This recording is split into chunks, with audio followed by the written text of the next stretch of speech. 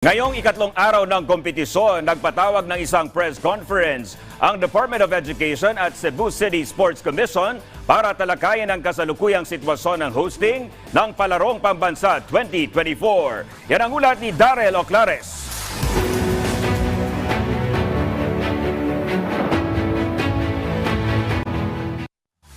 Muling humarap sa media ang Department of Education at Cebu City Sports Commission 5 araw mula nang magsimula ang Palarong Pambansa 2024 sa probinsya ng Cebu. Dumalo sa press conference sina DepEd Assistant Secretary at Palarong Pambansa Secretary General Francis Cesar Bringas at CSC Chairman John Pahis. Ayon sa dalawang opisyalis na nagsagawa ng ilang mga ocular visits sa mga gaming venues, maayos naman ang pag-arangkada ng lahat ng mga sport.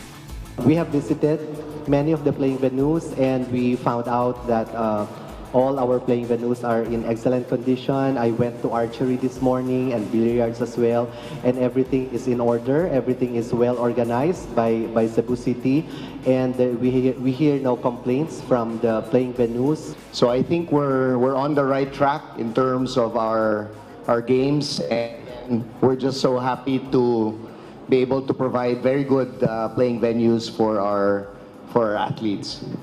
Bukod dito, pinag-usapan din ang umano'y bitin na track oval sa Cebu City Sports Center na ilang araw nang ginagamit para sa athletics. Mula sa pagsusuri ng mga technical officials ng palaro, 398 meters lamang ang sukat ng oval kapos ng 2 metro sa itinakdang 400 meter standard ng World Athletics. Dahil dito, posibleng hindi kilalanin ng Philippine Athletics Track and Field Association o PATAFA ang mga naitalang record ng athletics ngayong Palarong Pambansa. Kaya ibinahagi ni Bringas ang sunod na hakbang na gagawin ng DepEd upang maresolba ang isyong ito. We are trying to have the third party that will come in to get the measure, to validate the measurement of the contractor at 398. Nagbigay din ng paliwanag si Pahis kaugnay ng 398 meters na track and field oval na itinayo noong 1994. So we're actually quite surprised, and it's possible that it's just due to the lining.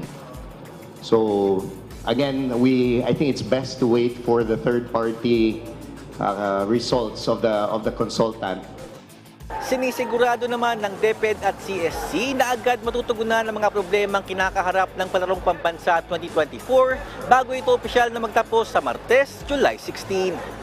Mula rito sa Cebu City Sports Center, Darrell Oclares para sa Pambansang TV sa Bagong Pilipinas.